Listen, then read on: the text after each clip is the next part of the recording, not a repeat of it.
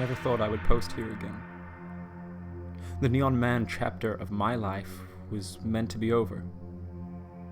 Throughout the years, the image of the dwarfish man in bright green spandex has floated out of my mind, but it came back last night with overwhelming terror. 6 years ago, I posted here about the Neon Man. I was a struggling artist, stuck in a rut.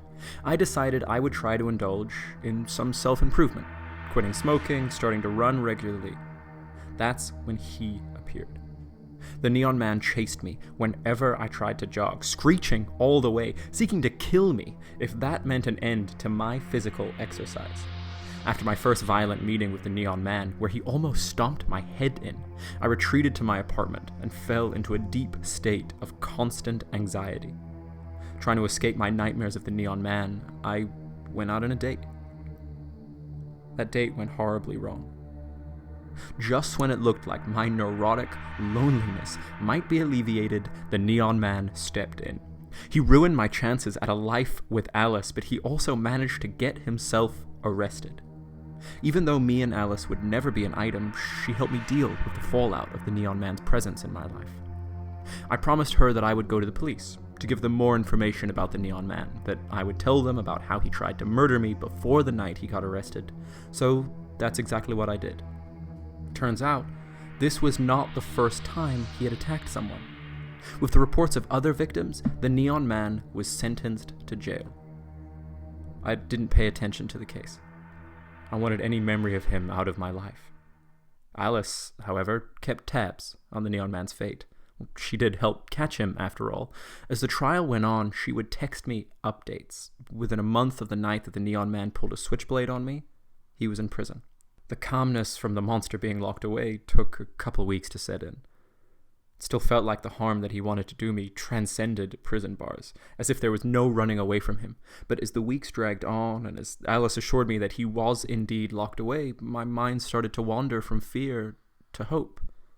I had made promises to Alice. I was going to keep my word. I told her I would quit smoking, and I had managed to stick to that promise. Aside from the most restless nights, I kept my lungs completely clear.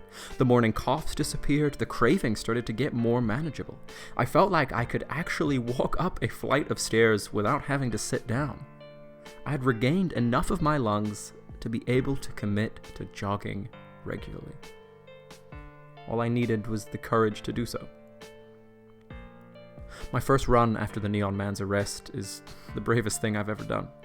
Sure, I chickened out multiple times. 2 of my runs ended shortly after they began, on account of me vomiting my nervousness away before I even left the house. Yet, eventually, the hopeless horror of meeting the Neon Man turned into a manageable worry. I got no pleasure from the first run. The whole time that I was moving through the park, I kept on checking around my shoulder for flashes of neon. I kept on looking for ways to escape if he ever appeared, but he didn't. I ran for a full 3 kilometers before my legs gave out. The idea that I had to stop running out of exhaustion rather than fear was sublime. With the coming weeks, that pleasant feeling became a regular occurrence. Self-help books talk about how self-improvement is a constant battle against ourselves, that making a lasting change in our lives is something that gets easier over time. They say that the voices that make us want to sit in and do nothing all day, the parts of ourselves that crave comfort over effort, die down. They're wrong. Those voices remain. The drive to avoid exercise in lieu of binging TV shows still sticks around. The siren call of trading in tomorrow's clear head for a joyous night of drinking still rings alluring. Yet, on a long enough time scale of doing the right thing, you become strong enough to resist the urge to give up. Over the years, I've stumbled a lot. I took breaks from running, I tarred up my lungs for a couple of weekends, but I kept on coming back.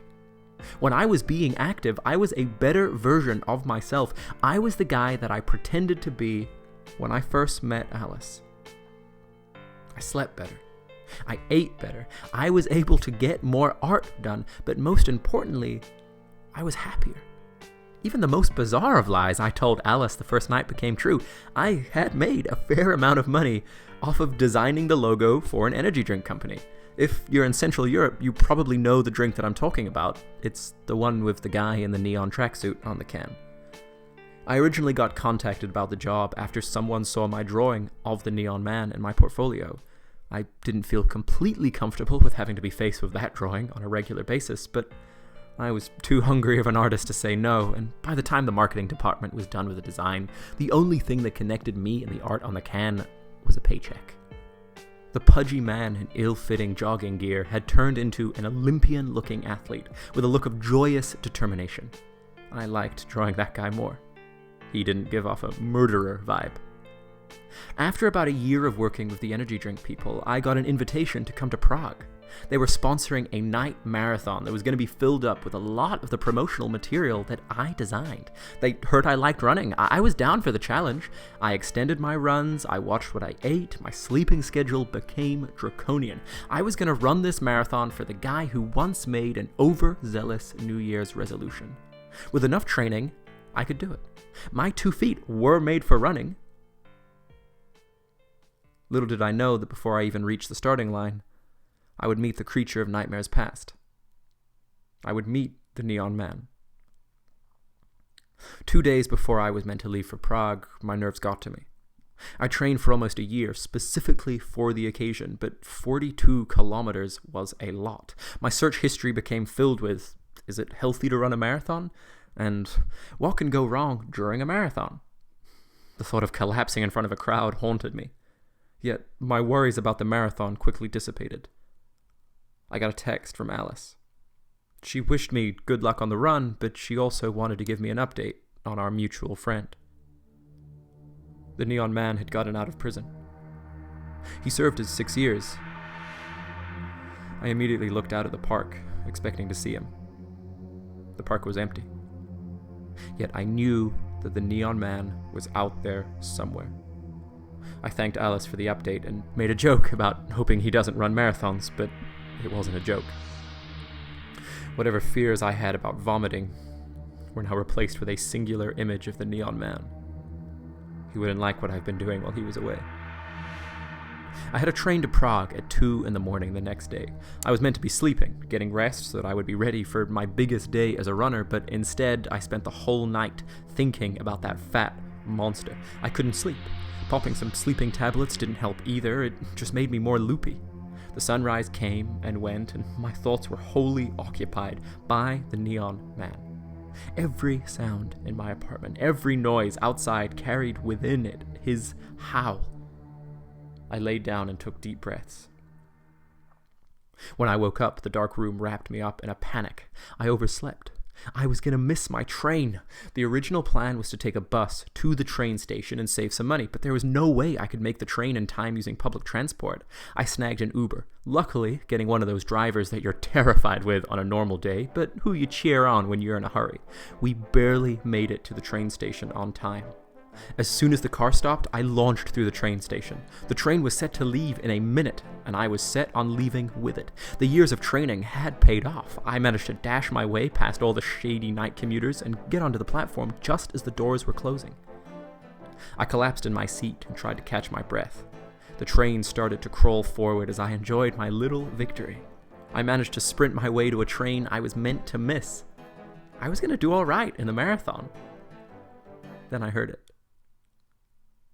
That unmistakable sound.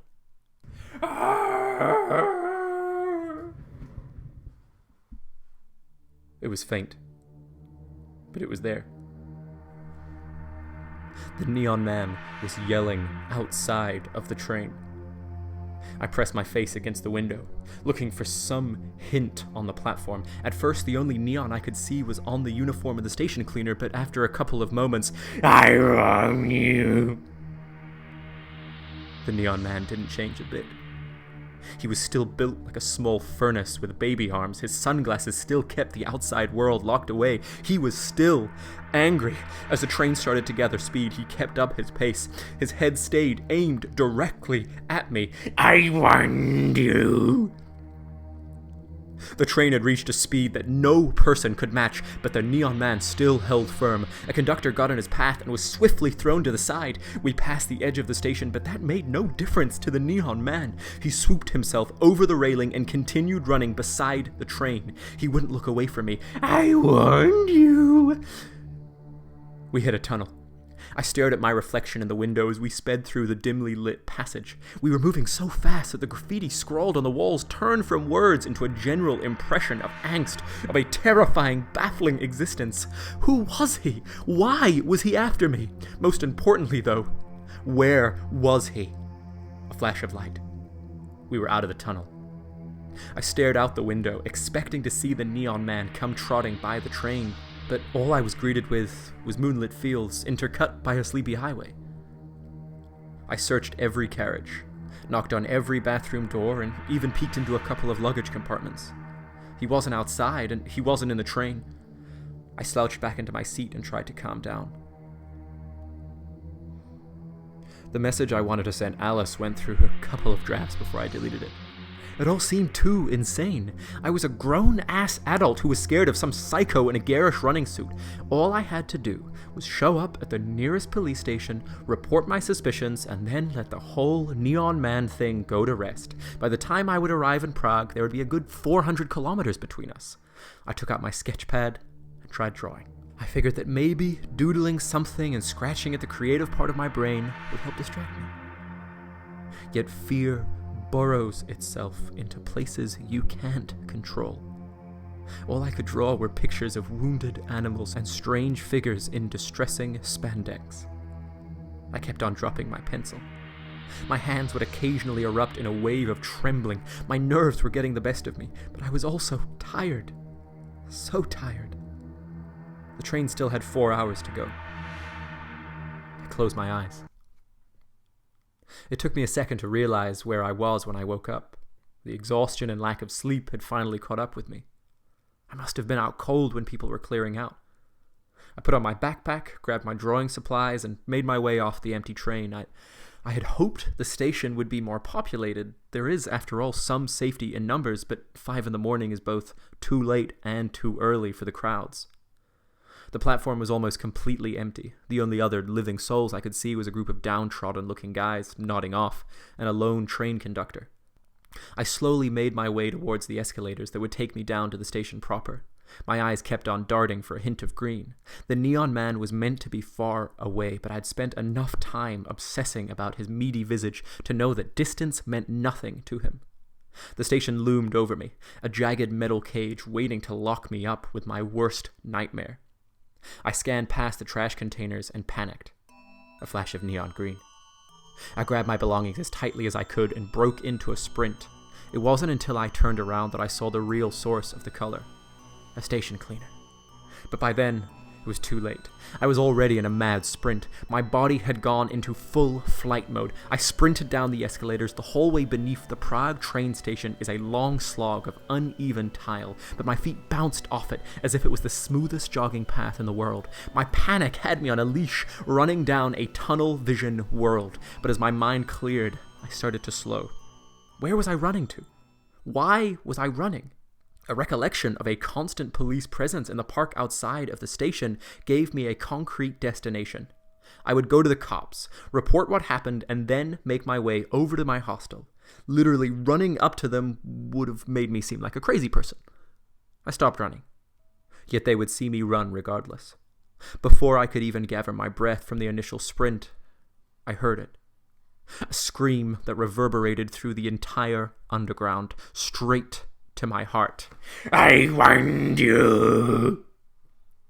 From the far side of the passageway, I could see him, a pudgy green madman, heading straight towards me. The tunnel vision returned. The entirety of my existence was melted down to a single thought: escape. The main hall of the station was sparsely populated by strung-out-looking homeless people and sleepy-looking tourists, but as soon as we raced past them, they got energized. It's not every day that you see someone getting chased by someone in a neon green jogging suit. A splattering of tired faces turning to shock flashed past me. Everyone took a step back, not wanting to interfere in our business. Everyone but the gaunt-looking vagrant next to the arrivals board. As I ran towards him, a look of recognition flashed across his face. He started following us. I didn't have time to concern myself with him. The Neon Man's howls were getting so close I could barely think. I wanted to put on another burst of speed, but my legs couldn't move any faster. My bag and art supplies slipped from my hands. The only thing that mattered was survival. A thud sounded off behind me. The Neon Man had hit the ground head first. His neck bended at an inhuman angle, and a spray of blood from his mouth spritzed the dirty tiles on the station. A pair of my pencils rested by his feet. For a second, he looked like a corpse, like someone who'd suffered a horrible accident, but before the possibility of him being dead properly settled in my brain, his body started to twist. He started to rock on the ground, back and forth, emitting a guttural sound from his crushed throat. The vagrant we had passed by was still in hot pursuit. He was dressed in tattered clothing which had clearly seen its fair share of winters, but he moved with the focus of a professional athlete. He sprinted towards me, screaming, "Get away! Run! Run!" He didn't have to tell me twice. The automatic doors of the train station were right in front of me. A group of 6 officers stood on the other side, next to 2 police vans. As the doors labored open, I managed one last look behind me. The Neon Man sprung back to his feet. His head was drooping to the side, but he still managed to move with impeccable speed. The vagrant wasn't far behind. The doors finally slid open. I ran out to the police, screaming for help. Eyebrows were raised, cigarettes were puffed on. I could barely register their confusion before I got knocked to the ground. The Neon Man straddled me, his weight cutting off any chance to breathe. "I warned you." I could see a terrified reflection in his glasses. Some of the police started to move towards us, but then he pulled out a knife. They pulled out their guns and took a step back. A cacophony of screams to put down the knife rang throughout the park, but they were all drowned out by something much louder. "I warned you!" He raised the knife above his head, readying it for a plunge. I never got to say goodbye to Alex. I closed my eyes and awaited a terminal stab wound. The Neon Man would finally get his revenge. But it never came.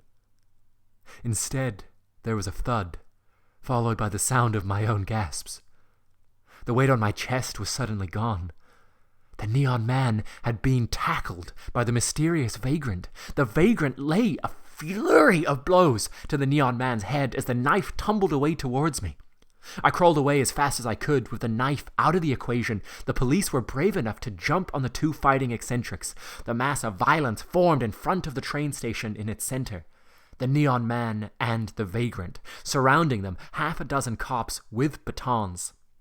I leaned against one of the vans and watched everything unravel. The police smacked at the 2 with batons while screaming unintelligible commands. Flashes of neon-clad swings and kicks could be seen in the scuffle, but soon both the Neon Man and the vagrant became immobile. They were both out cold. The police put them both in cuffs and dragged them to separate vans. A small pool of blood and spit remained where the beating took place. I raced towards the group of police, dragging the vagrant and stammering through an explanation of his innocence. I told the police that the vagrant meant no harm, that he was saving me from the Neon Man. But I was told to stand to the side and let them do their job. As they started to load him into the van, he woke up. His eyes drifted towards me, and through broken teeth he spoke. "I know him. He will always chase.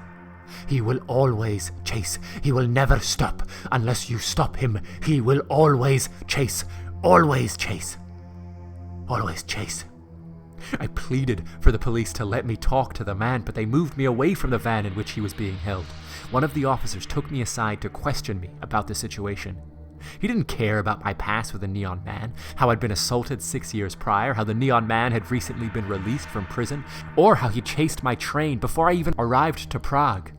All he cared about was the knife. No one could find it. The vagrant and the Neon Man were being attended to in their separate vans.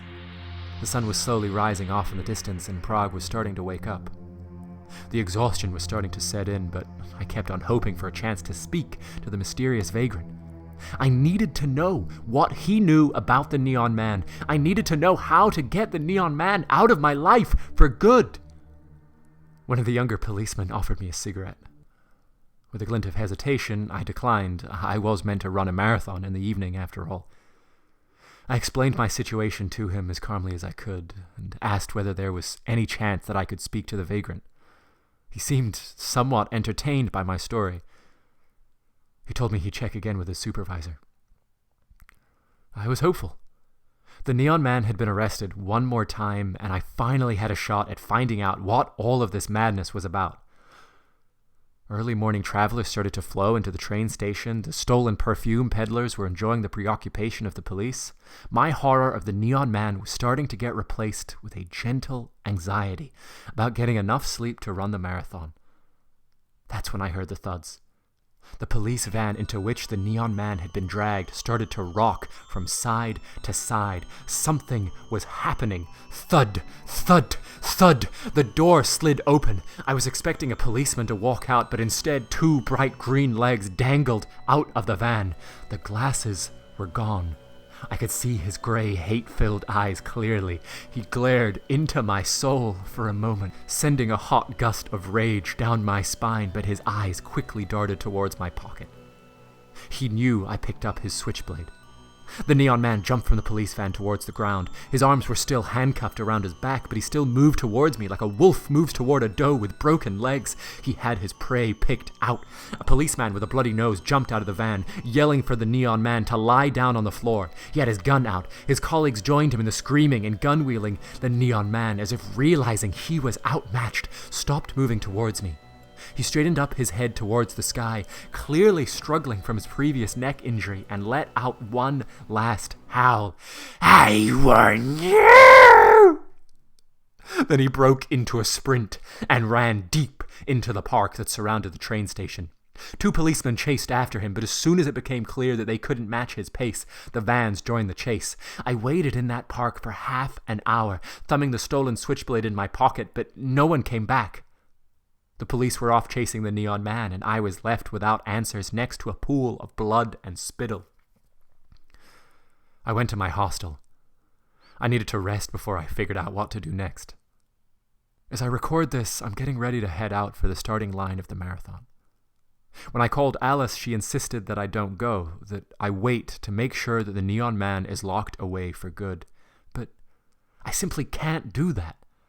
The past 6 years, I have lived without the fear of the Neon Man, and the past 6 years have been the best years of my life.